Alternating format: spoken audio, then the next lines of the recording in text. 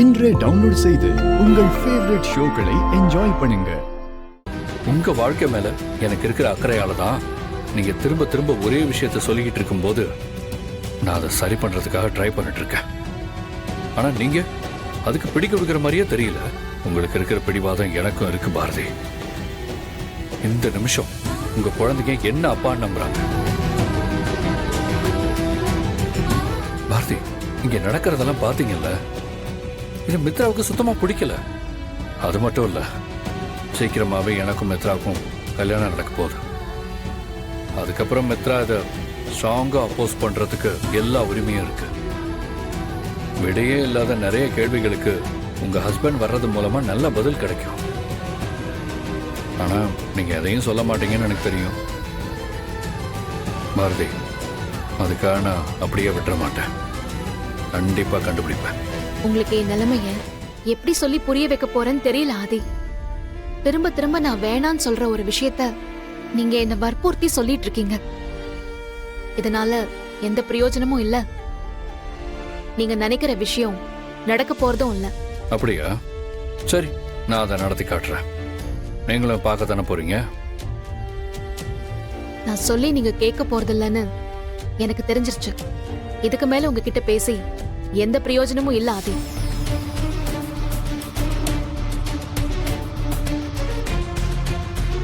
போங்க போங்க.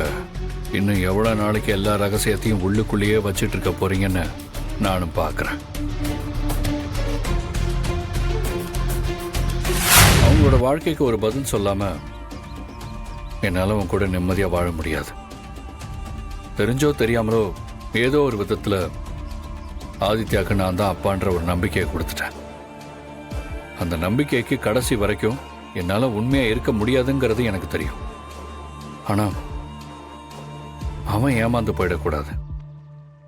அதுக்காவது நான் கண்டிப்பா பாரதியோட வாழ்க்கையை உங்களுக்கு திரும்பி கொடுத்தாகணும். அப்பதான் நாம நிம்மதியா வாழ முடியும். நீ ஏன் பாரதியோட லைஃபையும் நம்ம லைஃபையும் சம்பந்தப்படுத்தி பேசிக்கிட்டு இருக்க? அது வேற, இது வேற ஆதி. இவ்ளோ நாளும் தேடி கிடைக்காத பாரதியோட புருஷன் இனி மட்டும் எப்படி கிடைப்பான்னு நம்புற? தேடுனா கிடைக்காத விஷயம் எதுவுமே இல்லை. நம்ம கல்யாணத்துக்குள்ள அது நடக்கும். எனக்கு அந்த நம்பிக்கை இருக்கு. நீ இதை பத்தி நினைச்சு டென்ஷன் ஆகாம ரிலாக்ஸா இரு. நான் பாத்துக்கிறேன். நம்ம கல்யாண வேலை கூட என்னோட பொறுப்பு தான்.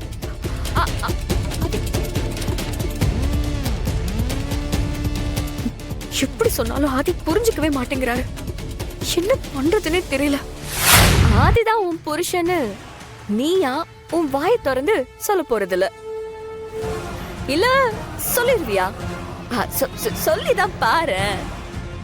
நீ இந்த விஷயத்த சொன்னா அதுக்கப்புறம் உங்க வாழ்க்கையில என்ன நடந்துச்சு, ஆதி ஏன் உன்னை விட்டுட்டு போனாரு, இந்த மாதிரி எல்லா விஷயமும் ஒண்ணு ஒன்னா வெளியே வரும்.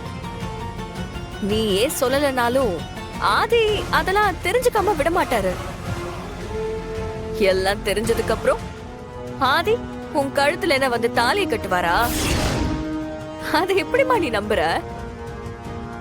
பாத்தியா, இவ்ளோதான் பாரதி. ஆதிதான் ஏதோ பழசெல்லாம் மறந்துட்டாரு. உனக்கெல்லாம் ஞாபகம் இருக்குல்ல? போ போ போய் ஆதி கிட்ட போய், நான் தான் உன் பொண்டாட்டி, உங்க அம்மா சாவுக்கு நான் தான் காரணம், அந்த கோவத்துலதான் நீ என்ன விட்டுட்டு போயிட்டேன்னு அப்படின்னு சொன்னேன்னு வச்சுக்கோ. ஆதி அப்படியே சந்தோஷமா வாமா வாமா வா என் பொண்டாட்டி அப்படின்னு சொல்லி உனக்கு தாலியை கட்டுவாருன்னு நினைக்கிறியா? இப்ப சொல்றேன் கேட்டுக்கோ. நீ உண்மையை சொன்னாலும் சரி சொல்லாட்டியும் சரி, எங்க கல்யாணம் நடந்தே தீரும். எப்படி பார்த்தாலும் என் ரூட்டு கிளியரா தான் இருக்கு. இந்த சின்ன புள்ளத்தனமா என்கிட்ட மோதுறத விட்டுட்டு போய் வேற வேலை இருந்தா பாரு. பட்டா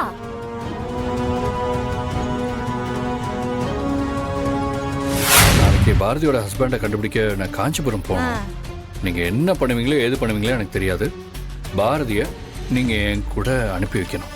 என்ன தம்பி சொல்றீங்க? மறுபடியும் போக போறீங்களா? ஆமாம் பாட்டி, கண்டிப்பா போய் தான் ஆகணும். பாரதி கிட்ட சொன்னா அவங்க என் கூட வரமாட்டாங்க. அதனால பாரதியை எப்படியாவது சரி கட்டி நாளைக்கு காஞ்சிபுரம் போறதுக்கு நீங்க தான் எனக்கு ஹெல்ப் பண்ணணும். நான் சொன்னா மட்டும் அவ கேட்கவா போறா? காஞ்சிபுரம்னு சொன்னாலே அவ வானத்துக்கும் பூமிக்கும் குதிப்பா. பாரதிக்கு இந்த விஷயம் தெரிஞ்சா கண்டிப்பா வரமாட்டா தம்பி. என்ன பாட்டி இப்படி சொல்றீங்க?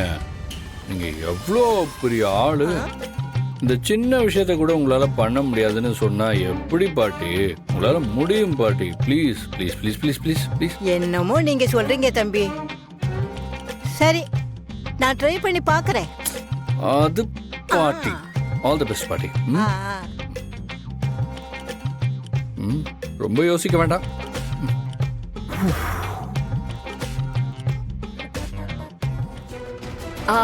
ஆதி, நான் உன்னை பார்க்க தான் வந்துட்டு இருந்தேன். என்ன விஷயம் மித்ரா? நாளைக்கு சண்டே. வீடு ஆபீஸ்னு ரொம்ப போர் அடிக்குது. நாளைக்கு நம்ம எங்கேயாச்சும் வெளியில போலாமா? அப்படியே லாங் டிரைவ் போயிட்டு லஞ்ச் சாப்பிட்டுட்டு மெதுவா ஈவினிங் வரலாம் ஆதி. நான் நாளைக்கு தானே.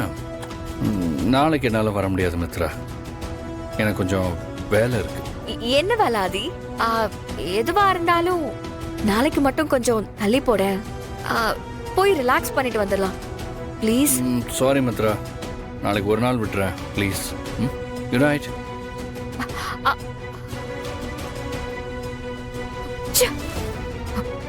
ஆதி என்னை ஏதோ அவாய்ட் பண்ணிட்டே போற மாதிரி இருக்கு.